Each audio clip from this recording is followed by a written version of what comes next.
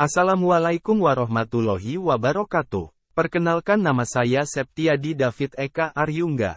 Saya mengajar di SMP Lukman Al-Hakim Ngawi, Jawa Timur sebagai guru mata pelajaran IPA. Saat ini saya mengikuti pelatihan Semangat Guru 2, kompetensi non-teknis pendukung implementasi kurikulum merdeka yang diadakan oleh Direktorat Jenderal Guru dan Tenaga Kependidikan Kementerian Pendidikan Kebudayaan Riset dan Teknologi. Tujuan video ini adalah: pertama, memaparkan tentang empati dan perencanaan materi pembelajaran. Kedua, memaparkan tentang manfaat lembar aksi 1 untuk melatih empati. Ketiga, tips untuk menerapkan empati dan perencanaan materi pembelajaran. Kita mulai dari pertanyaan pertama. Apa hal baru yang Anda pelajari tentang empati dan perencanaan materi pembelajaran? Empati adalah kemampuan untuk memahami perasaan, pikiran, dan keinginan orang lain. Tahapan perkembangan empati. 1. Empati global, 0-1 tahun. Proses alamiah empati. 2. Empati egosentris, 1-6 tahun. Anak mulai bisa membedakan bahwa kesedihan itu bukan miliknya, kesusahan yang sedang menimpa orang lain, bukan kesusahannya sendiri. 3. Empati kognitif, 6-10 tahun. Anak mulai memandang dari perspektif orang lain, khususnya orang yang sudah dikenal. 4. Empati abstrak, 10 tahun ke atas. Empati tidak hanya ditujukan pada orang yang dikenal atau sering ditemui. Faktor-faktor empati terdiri dari: 1.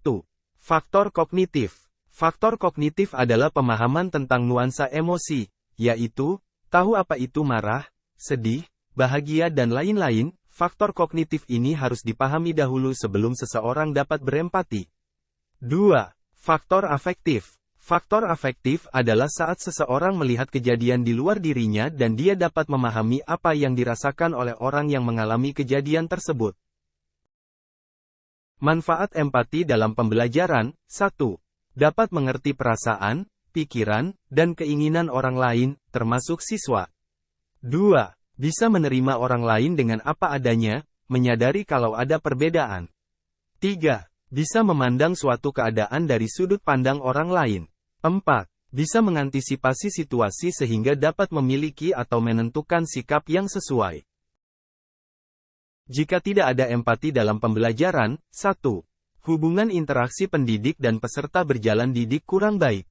2. Proses pembelajaran tidak efektif. 3. Guru hanya fokus mengejar target pembelajaran. 4. Siswa enggan bertanya. Pertanyaan kedua, bagaimana lembar aksi 1 membantu Anda untuk melatih empati?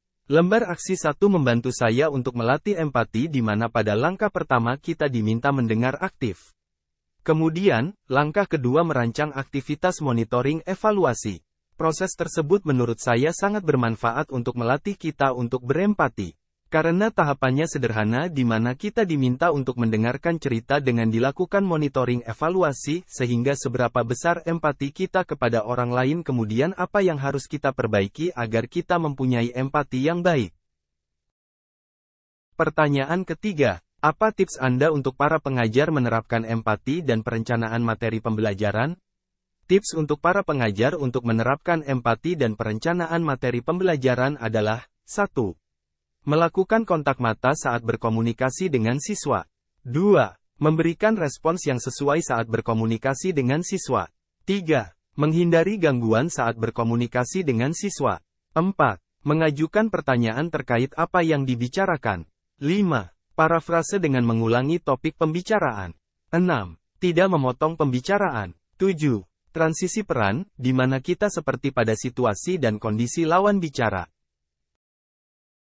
Demikianlah pemaparan yang dapat saya sampaikan. Semoga dapat memotivasi guru-guru yang ada di seluruh Indonesia dan siap untuk melatihkan peserta didik tentang empati dan perencanaan materi pembelajaran. Sekian dari saya, wassalamualaikum warahmatullahi wabarakatuh.